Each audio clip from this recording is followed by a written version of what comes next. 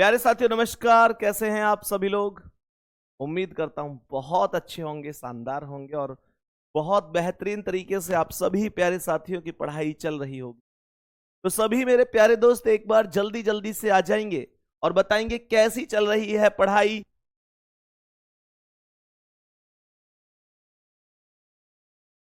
तो बताएंगे कैसी चल रही है आप सभी प्यारे साथियों की पढ़ाई।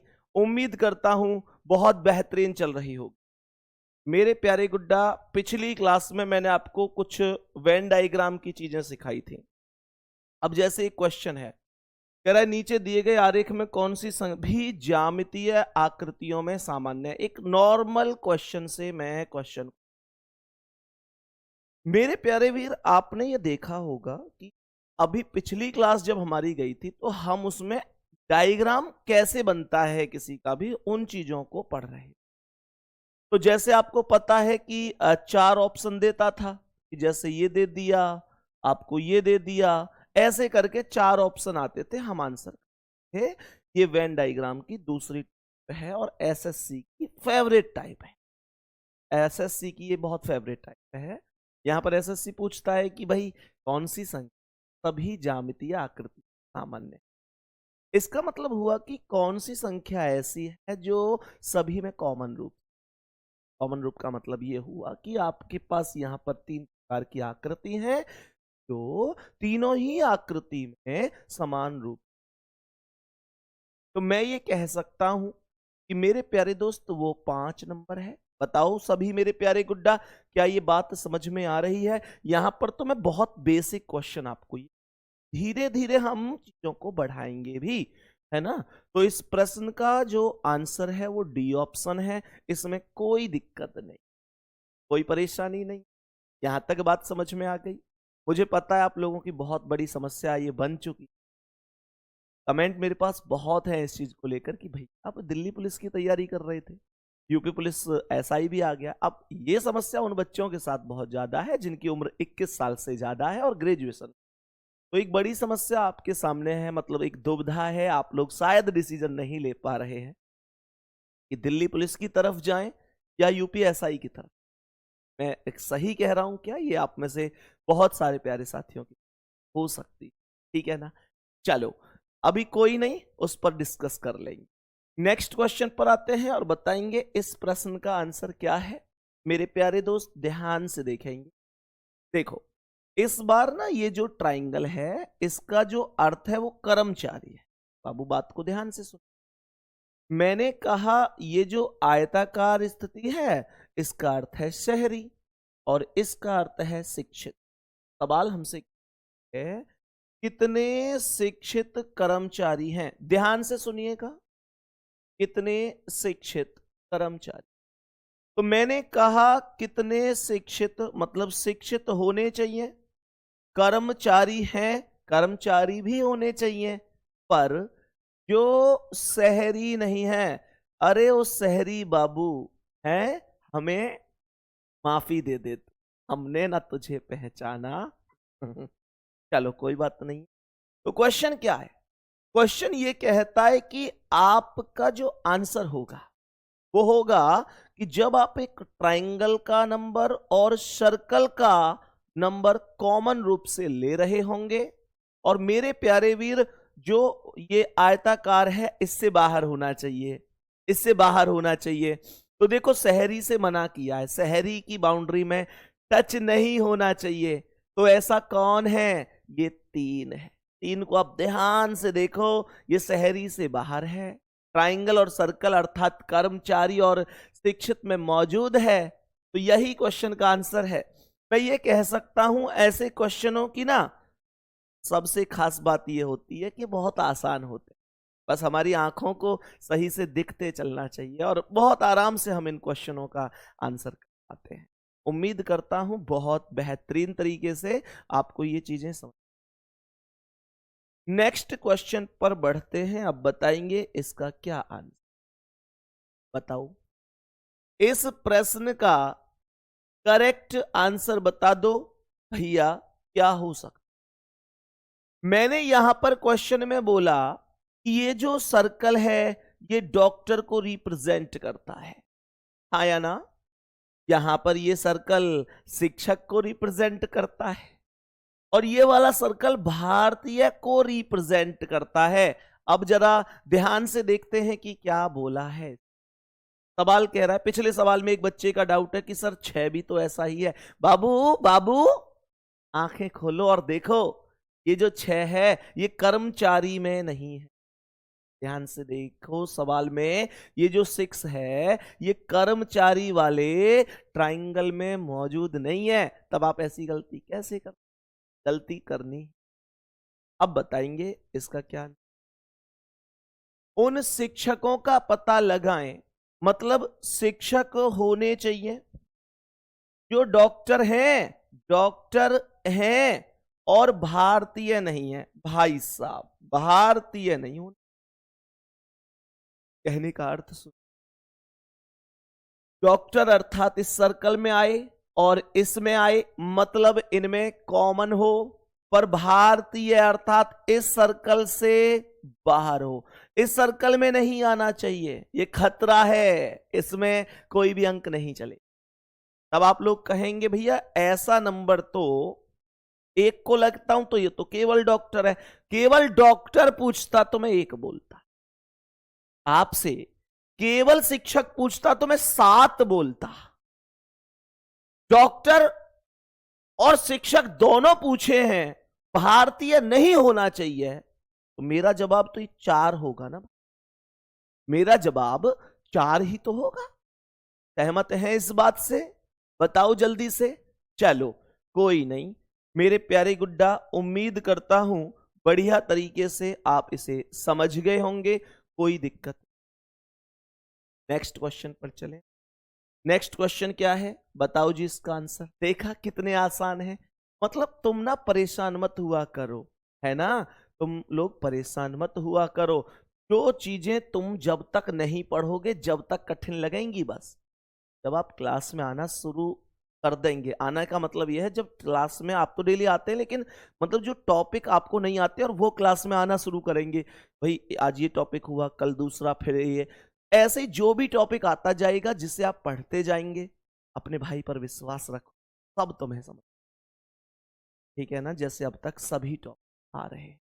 बेटा वेन डायग्राम कंप्लीट कहाँ हुआ? यस गौतम, ये भी तो वेन डायग्राम ही है, ये वेन डायग्राम का ही पार्ट है। मतलब वेन डायग्राम में दो टाइप होते हैं। सेकंड सवाल कह रहा है निम्नलिखित आरेख का अध्ययन करें, कितने चित्रकार ना तो डॉक्टर हैं और ना ही खिलाड़ी हैं। कितने चित्रकार, मतलब चित्रकार होने चाहिए, ना तो डॉक्टर हैं और ना ही खिलाड़ी हैं। ध्यान दीजिए, कितने चित्रकार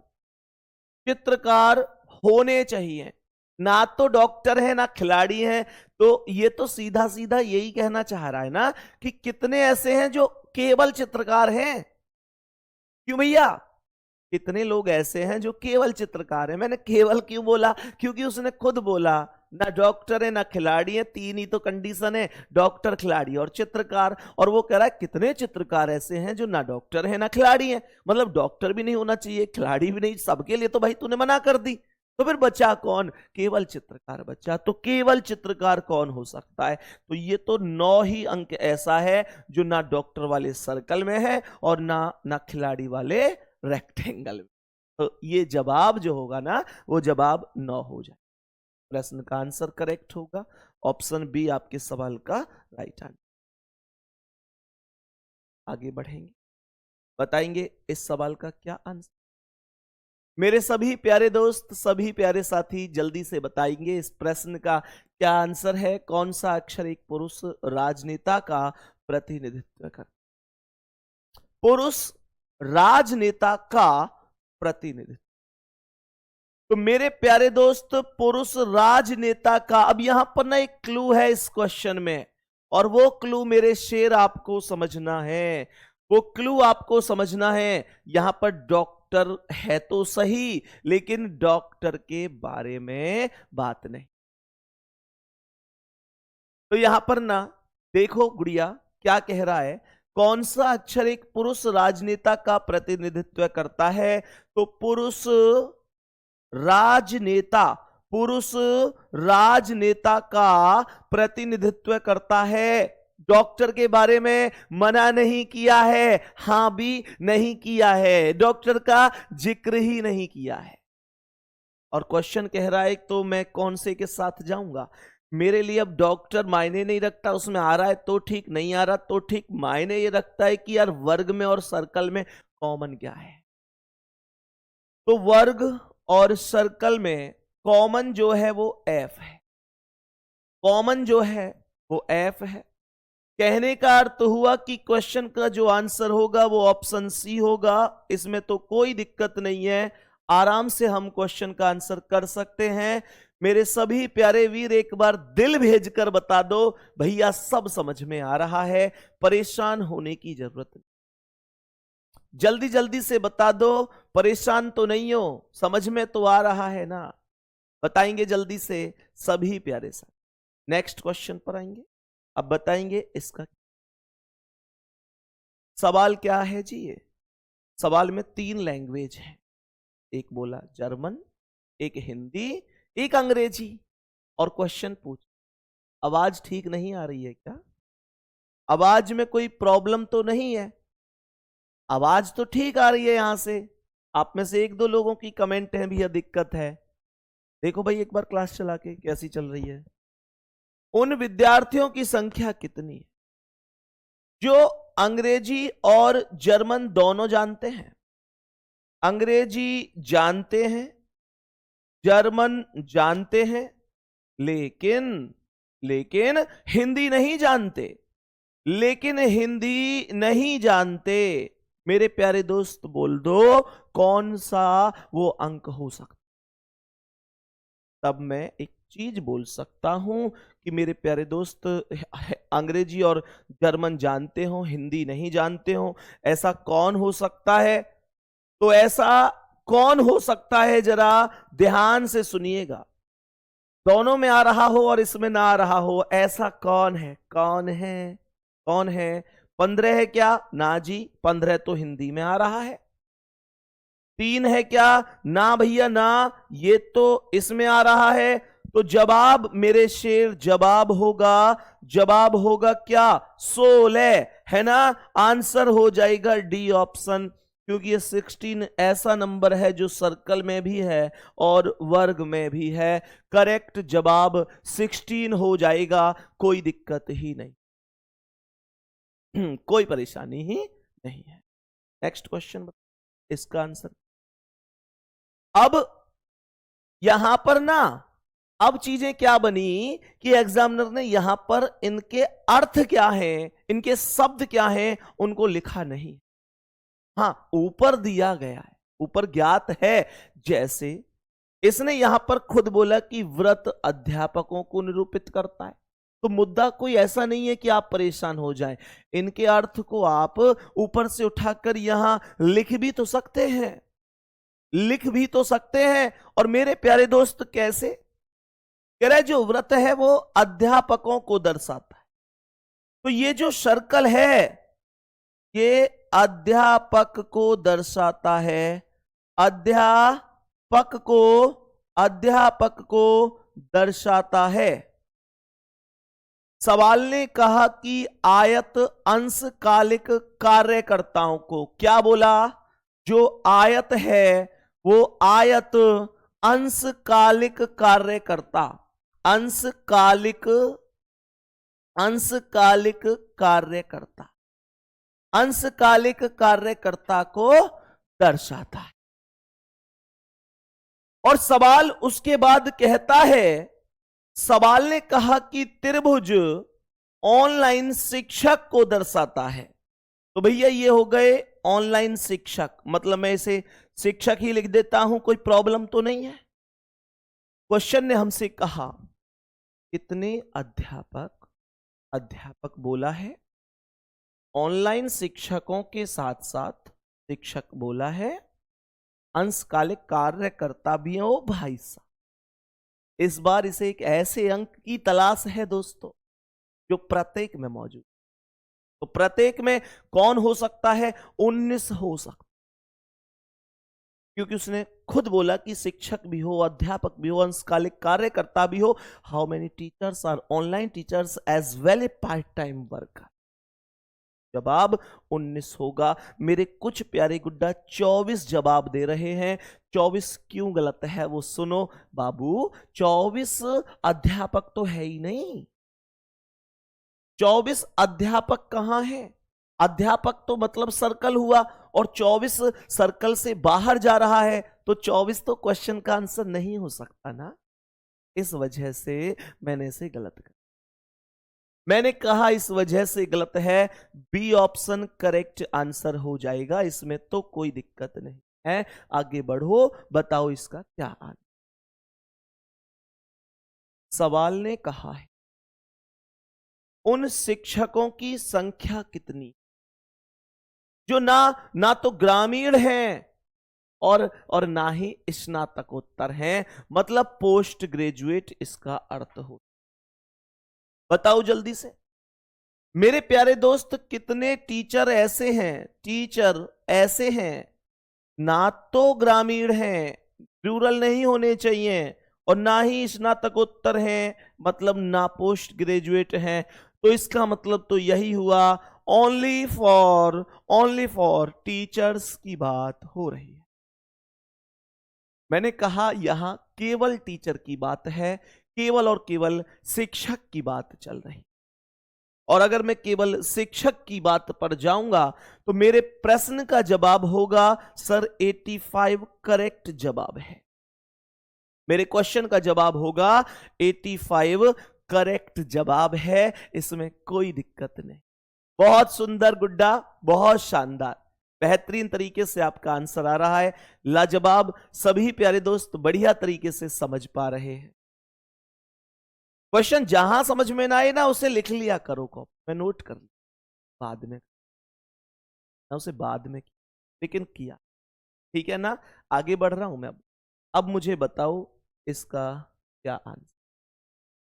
मेरे सभी प्यारे दोस्त बताओ उन ग्रामीण सरकारी शिक्षक क्या है जो स्नातक नहीं। उन ग्रामीण सरकारी शिक्षकों, मैंने कहा ग्रामीण हो गए, सरकारी कर्मचारी जो बोला है ना, ये सरकारी में ही आएगा। हां जी, शिक्षकों की संख्या जो स्नातक नहीं। क्वेश्चन को समझो, क्वेश्चन को, लैंग्वेज को समझना है बस। अगर आपने लैंग्वेज पढ़ ली ना तो क्वेश्चन में आपको कोई दिक्कत नहीं होगी, आराम से आंसर हो सकता। सवाल क्या कह रहा? उन ग्रामीण सरकारी शिक्षकों की संख्या क्या है जो स्नातक नहीं है। मेरे प्यारे गुड्डा, सब में आने चाहिए, बस इससे बाहर होना चाहिए, स्नातक वाली वैल्यू से बाहर होना चाहिए, मतलब इसमें नहीं आना चाहिए किसी भी कीमत। तब मैं ये कह सकता हूं कि ऐसा कौन है जो प्रत्येक में मौजूद है। दो अंक बन रहा है, हाँ या ना? जल्दी बोलो, हाँ या ना?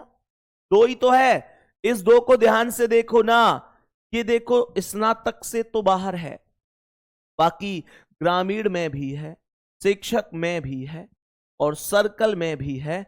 जवाब होगा प्रश्न का करेक्ट आंसर ए ऑप्शन, अर्थात 2 विल बी करेक्ट आंसर। कोई दिक्कत नहीं है। हम आगे बढ़ते हैं नेक्स्ट क्वेश्चन पर मेरे शेर। अब बताओ इसका क्या आंसर। ये काम नहीं कर रहा क्या? बात नहीं। नेक्स्ट क्वेश्चन बताएंगे इसका क्या आंसर है। ये क्वेश्चन थोड़ा सा बदला बदला सा है इस बार ना, मतलब आपको अंक देकर पूछ रहा है, आपसे कह रहा है कि बाबू ये जो 5 है ये कौन सी श्रेणी को दर्शाता है। ये जो 5 है ये कहां पर है, जल्दी बताओ। पिछले क्वेश्चन में बच्चे कह रहे हैं भैया 9 भी तो ऐसा है। बाबू 9 ऐसा कहां है रे, 9 ऐसा कहां है रे? 9 तो बेटा आयत से बाहर है, शिक्षक वाली कैटेगरी से बाहर है, तो 9 तो गलत हो गया ना, 9 नहीं है। ध्यान से समझा करो, बताओ इसका आंसर, जल्दी बोलेंगे मेरे सभी प्यारे दोस्त, जल्दी से बोलेंगे कि क्या जवाब हो सकता है। सभी प्यारे गुड्डा जल्दी से इस क्वेश्चन का आंसर बताएंगे। सवाल कह रहा है जो संख्या 5 है वो किसे किसे दर्शाता है। देखो ये है 5, ये है 5, ये 5, कह रहा है ये किसे दर्शाता है, व्रत सैनिकों को निरूपित कर। तो ये जो व्रत है ये सैनिक को निरूपित कर, सैनिक। वर्ग भारतीयों को निरूपित करता है, तो ये भारतीय हो गए।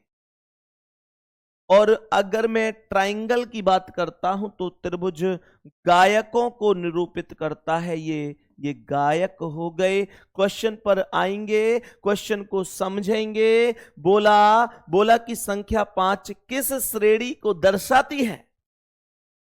मेरे प्यारे दोस्त 5 संख्या सैनिक से बाहर है, हाँ या ना।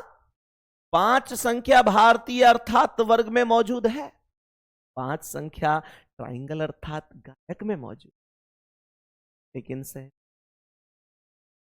सैनिक से बाहर है। तो इसका मतलब मैं कहूंगा भारतीय गायक जो सैनिक नहीं। भारतीय गायक, भारतीय है, गायक है, सैनिक नहीं। तो भारतीय गायक पर सैनिक नहीं है, यही करेक्ट। आगे बढ़ेंगे, बताएंगे इसका क्या आंसर। जल्दी बोलो, जल्दी जल्दी बोलो, इसका क्या आंसर। कह रहा है कितनी महिला शिक्षक समाज सेवक भी। प्रश्न का आंसर बता, मेरे सभी प्यारे वीर बताएंगे कि क्या आंसर होगा। सम चतुर्भुज शिक्षकों का निरूपित करता है। सवाल को ध्यान से सुनो। सम चतुर्भुज शिक्षकों का निरूपित करता है, तो ये शिक्षक होगा। व्रत समाज सेवकों का, ये जो व्रत है ये समाज सेवक हो गया।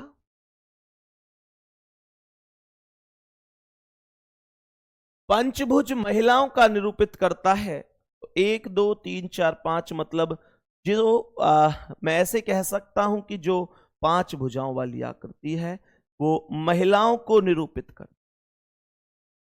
सवाल कहता है कितनी महिला शिक्षक, महिला होनी चाहिए, शिक्षक होनी चाहिए, समाज सेवक भी हैं। भाई साहब गजब, तीनों में ही कॉमन की डिमांड है,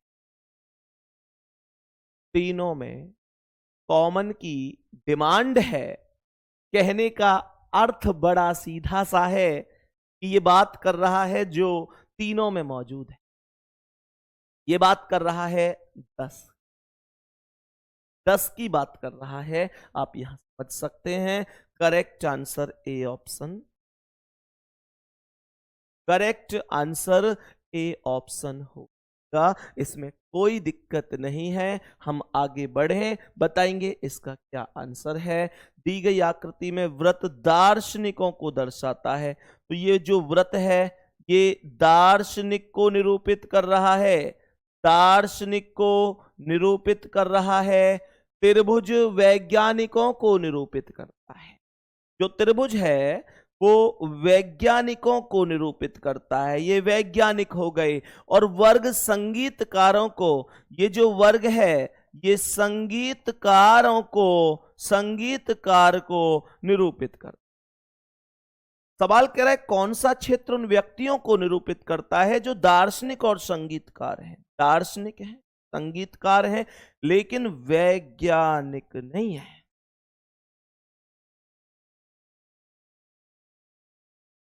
7 नंबर क्वेश्चन में कोई दिक्कत है क्या? मैं चेक कर लेता हूं, कोई बात नहीं बाबू, कोई दिक्कत नहीं है, भूल चूक लेनी देनी चेक कर ले। सवाल ने कहा कितने अध्यापक, गुड्डा ध्यान से सुनना, सवाल यहां पर कह रहा है कि कितने अध्यापक ऐसे हैं, कितने अध्यापक ऐसे हैं जो ऑनलाइन शिक्षक के साथ साथ अंशकालिक कार्यकर्ता भी हैं। कितने अध्यापक? ओके, मुझे लगता है कि हमने 24 को खुद गलत करके बताया था। गुड्डा टिक गलत लग गई है। आप सभी से कान पकड़कर रियली वेरी वेरी सॉरी।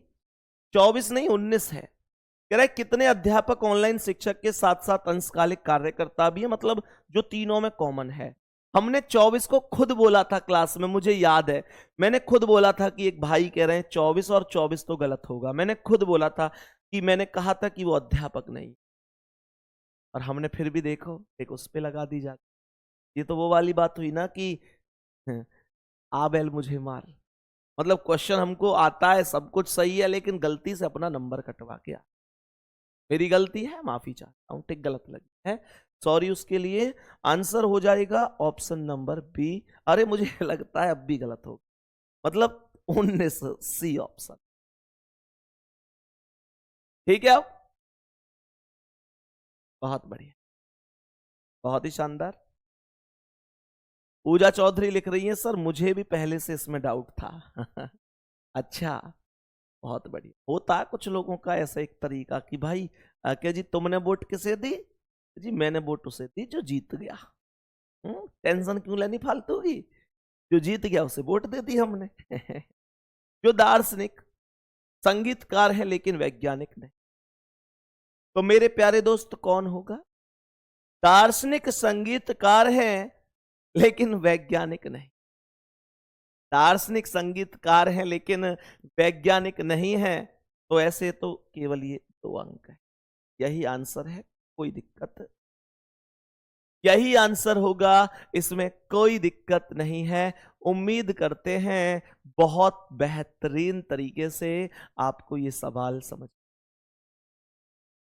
मेरे प्यारे गुड्डा बताएंगे कि नेक्स्ट क्वेश्चन पे चलते हैं। अभी इसी टाइप के क्वेश्चनों को हम पहले सॉल्व करेंगे। मुझे बताओ इस प्रश्न का आंसर।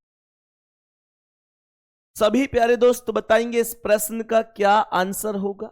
अभी जल्दी से बताओ। अभी एक क्वेश्चन हमने रोका हुआ, ये वाला, ये लैंग्वेज वाले क्वेश्चन हालांकि मैथ में होते हैं, पर मैं कुछ क्वेश्चन करा दूंगा आपको, कोई दिक्कत नहीं है, पर ये बाद में टाइप हम लोग पढ़ेंगे, ठीक है। इसका आंसर बताओ। पिछड़े माने जाने वाले कितने व्यक्ति शिक्षित नहीं? पिछड़े माने जाने वाले कितने व्यक्ति शिक्षित? बताओ जल्दी से। सवाल कह रहा है पिछड़े माने जाने वाले कितने व्यक्ति शिक्षित नहीं है। देखो सर्कल नौकरी पेशा को दर्शा, जो सर्कल है वो नौकरी को दर्शा, वर्ग पिछड़े लोगों को दर्शा, जो वर्ग है वो पिछड़े लोगों को दर्शाता है। ट्राइंगल शिक्षित लोगों को दर्शाता है। ये शिक्षित लोग, जो ट्राइंगल है वो शिक्षित लोगों को दर्शाता है। सवाल कह रहा है पिछड़े माने जाने वाले, पिछड़े होने चाहिए जो पिछड़े माने जा रहे हैं, शिक्षित लोग होने चाहिए। कौन सी वो संख्या है जो बन सकती? जल्दी से बता दो कौन सी संख्या है जो इस प्रश्न का आंसर बन सकती है। मेरे सभी प्यारे साथी जल्दी से बताएंगे क्या करेक्ट जवाब हो। जल्दी बताओ भाई, बोलो जल्दी से। तो देखो मेरे प्यारे दोस्त, शिक्षित होने चाहिए, पिछड़े वर्ग में भी आने चाहिए। ऐसा कौन हो सकता?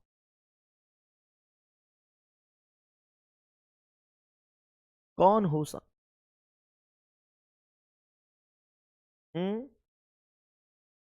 तो ऐसे अंक की अगर हम बात करें कि शिक्षित भी है और ये भी है,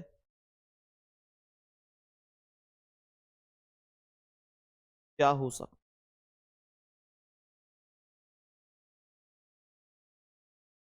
कितने व्यक्ति, एक मिनट बोला पिछड़े मानजाल में कितने व्यक्ति शिक्षित? Okay okay okay. इसने कहा है कि कितने व्यक्ति ऐसे हैं, कितने व्यक्ति ऐसे हैं जो शिक्षित नहीं है।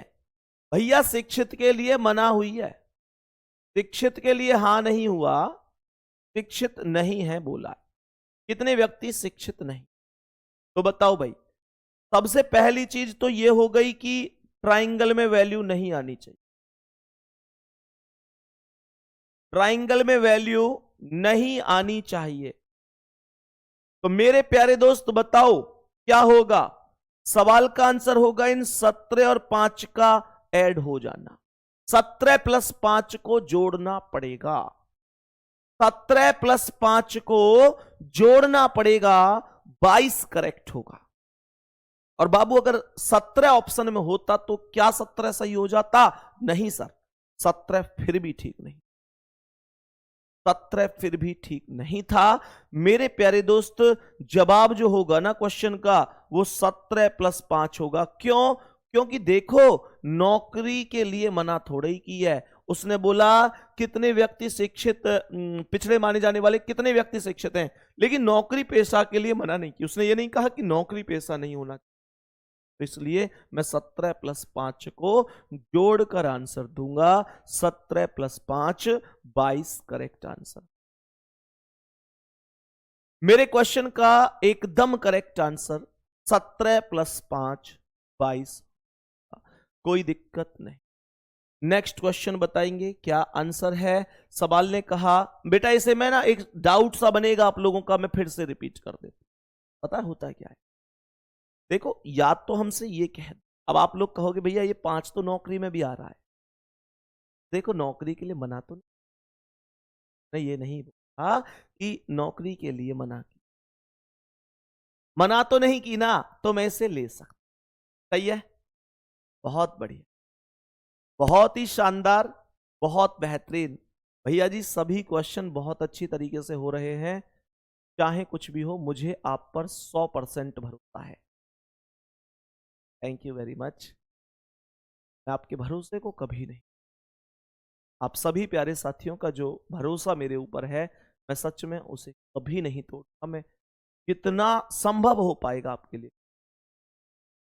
मेरे प्यारे गुड्डा मैं अच्छी तरीके से जानता हूं कि जब एक स्टूडेंट लाइफ होती है ना, ऐसे बहुत सारे बच्चे कहते हैं कि यार मतलब आप ऐसे कैसे जमीनी स्तर से जुड़े, तो उसका सबसे बड़ा कारण यह है कि मैं भी कभी आप जैसे मैं उन चीजों को भूल, जब स्टूडेंट लाइफ होती है तो यही वास्तविकता होती है कि मतलब बच्चा ना एक ऐसे परिवार से आता है जहां जब बच्चा फॉर्म भरता है तो वो केवल खुद फॉर्म नहीं भरता, उसके पूरे परिवार की उम्मीद।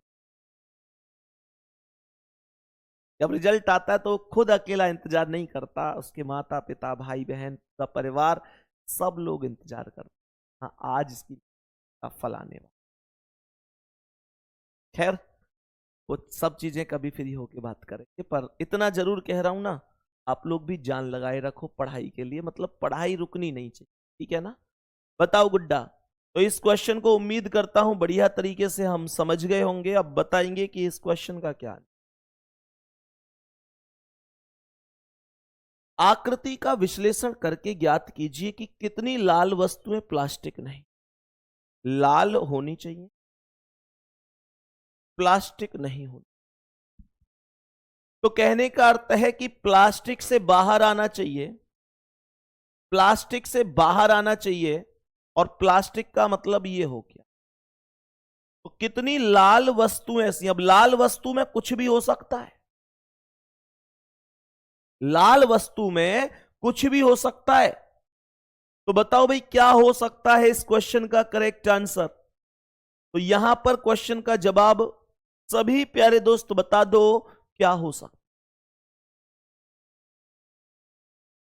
तो मैं ये कह सकता हूं देखो ये 5 लाल है, ये 9 भी लाल है, हालांकि 7 और 10 भी लाल हैं, लेकिन 7 को तो नहीं ले सकता क्योंकि ये तो ट्राइंगल में है, लेकिन 10 ले सकता हूं और 8 ले सकता हूं। तो 5 और 9 14 और 8 22 और 10 32। ये तो मामला अलग चला गया भाई, फिर इस 32 ऑप्शन नहीं है तो कैलकुलेशन कुछ और करनी पड़ी। तो 5 9 14। ओके ओके, 9 को क्यों काउंट कर रहे हो भैया जी, 9 को काउंट मत करो, 9 खतरा है, प्लास्टिक में आ रहा है। वेरी गुड, 9 को बाहर करो। 9 और 7 दोनों प्लास्टिक में आ रहे हैं और प्लास्टिक के लिए मना है, तो लाल के उस एरिया को जोड़ दो जिसमें प्लास्टिक नहीं है। तो ऐसा एरिया 5 है, 10 है, 8 है। 5 और 10 15 और 8 23 हो जाएगा। 23 ऑप्शन बी करेक्ट है। 23 राइट आंसर है। बताओ जी इसका क्या। मेरे सभी प्यारे दोस्त बताएंगे। एक और प्यारा सा क्वेश्चन आपके समक्ष है। इस क्वेश्चन का करेक्ट आंसर क्या हो सकता, जल्दी से बोलेंगे। सवाल लिख रहा है कि कितने शिक्षित व्यक्ति पिछड़े माने जाते हैं। देखो ये सर्कल तो नियोजित लोगों को दर्शाता है, नियोजित लोगों को दर्शाता है। नियोजित लोग जो हैं, वर्ग पिछड़े लोगों को दर्शाता है। तो ये जो वर्ग है ये पिछड़े लोगों को दर्शाता है। ट्राइंगल शिक्षित लोगों को, ये जो ट्राइंगल है ये शिक्षित लोगों को दर्शाता है। सही है। और सवाल यहां पर कह रहा है कि कितने शिक्षित व्यक्ति पिछड़े माने जाते हैं। तो शिक्षित व्यक्ति होने चाहिए और पिछड़े माने जाते हैं ये होना चाहिए। तो बताओ भाई क्या हो सकता है जो दोनों में कॉमन रूप से मौजूद हो। जो यहां पर तो मैं कहूंगा 11 और ये 3, 11 प्लस 3 14 करेक्ट, 14 करेक्ट होगा। 11 प्लस 3 14 करेक्ट होगा। मेरे सभी प्यारे दोस्त जरा ध्यान से सुनें। 14 क्यों करेक्ट होगा, जरा इस मुद्दे को भी समझेंगे। कितने शिक्षित व्यक्ति पिछड़े माने जाते, तो नियोजित के लिए तो मना नहीं किया, तो मैं इसे ऐड कर सकता हूं।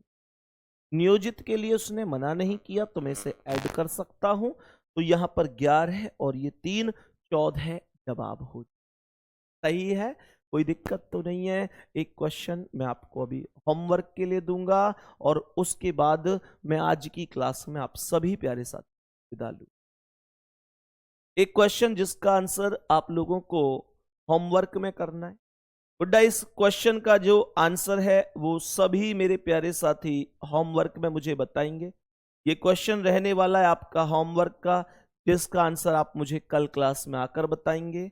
मैं आज इतनी ही क्लास रखूंगा और कल मैं इसमें जो प्रीवियस ईयर के क्वेश्चन इस तरीके से पूछे गए हैं उन सभी को शामिल कर पढ़ाऊंगा। जितने भी बनेंगे मैं एक बार उनको मतलब ढूंढ ढांड के जरूर कर।